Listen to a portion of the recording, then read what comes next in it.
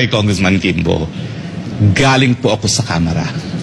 Hindi ko po kinakailangan si SAS para sabihin na mas matindi ang extraordinary expenses.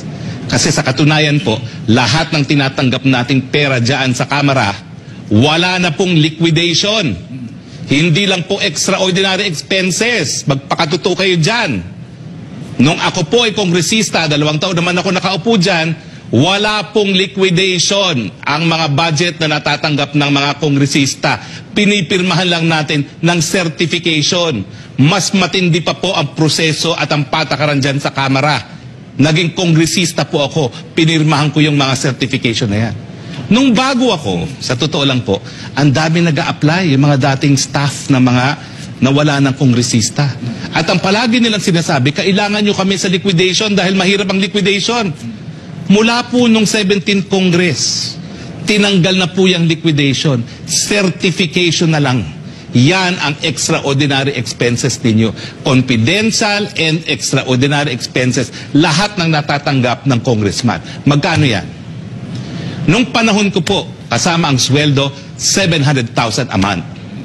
O, kasama na lahat yan. Supplies, travel. Pero actually, may mga itemized lang yan. Ang katotohanan yan, binibigay ang bumbuo cash.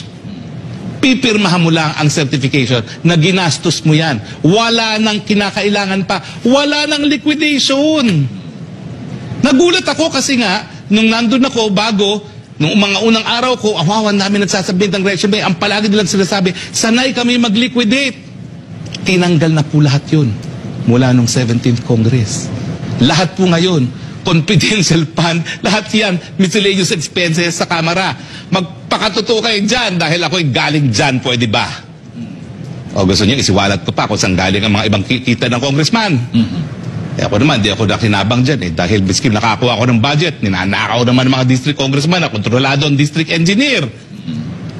Pero hindi naman sige, gusto nyo, mag-episode tayo, special episode with Blackboard, kung saan nyo kinukuha ang mga kita ninyo. Kung bakit nagpapakamatay kayo maging chairman ng commission ng Committee on Appropriations.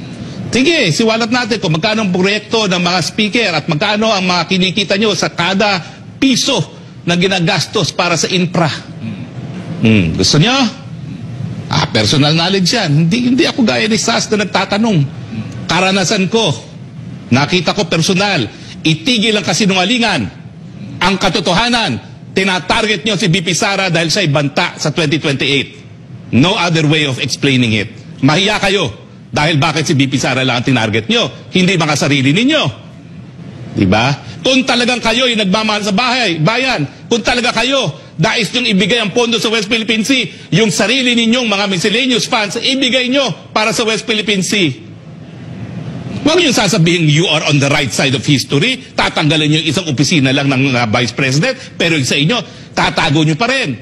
Hypocrisy is that is the right word for you. Right place of history, mahiya ka nga dyan. Wala ka nga dyan liquidation ngayon sa House Pirma lang kayo ng pirma dyan. Certification lang ang kailangan dyan. Tapos, ang gagaling, we are on the right side of history. Anong right side of history? Parang mali ang history alam mo. Sige kayo. Huwag niyo akong hamunin. Ako nakikisama. Dahil minsan nga ako yan ang kultura dyan Makisama ka, kaya tahimik ka dyan. Pero, huwag kayong magsisinungaling at huwag niyo kayong asahan na mananahimik yung mga taong nakakaalam talaga kung anong patakaran dyan sa House. Magpakatotoo po tayo lahat. Lahat kayo, kailangan nyo niyang confidential fund. Bakit? Lahat kayo mga politiko namimigay na kung ano-anong pera kung kani-kanino. Pipilayin nyo lang yung kalaban, kaya tatanggalan ninyo. Pero at least si BP Sara, wala pong aligasyon yan na magarbong buhay. Ang bahay niya sa Maynila, inupahan. Wala namang aligasyon na meron siya mga magarbong bahay. Wala man lang nagsasabi na kinukurakot niya. Kayo. Gusto niyo ba, mga congressman? Siwalat natin lahat. Tigil po ang hypocrisy. Magpakatotoo kayo lahat dyan. At saka, dapat sundin natin yung tinatawag na due process of law. Equal protection of the law. Kung tatanggalin ang confidential funds dahil kinakailangan doon sa West Philippine Sea, lahat tanggalin. Huwag mag-single out ng isang opisyalis lamang. Dahil pag nag-single out, obvious na mumuliti ka. At pwede ba, sa panahon na pumutok na naman ang labanan sa Israel at Middle East, na alam natin na baka magdoble na naman ang presyo ng gasolina dahil dyan, itigil na muna yung pamumulitika. Ako, umakit ako sa entablado ni PBBM na talaga ang pamilya, linabanan ko. Bakit? Dahil naniwala ako na sa dami ng problema ng COVID, ng Ukraine, kinakailangan talaga yung pag-iisa na yan. Bakit yung sisirain yung pagkakaisa na yun? Hindi naman kayo umakit dyan sa entablado na yan.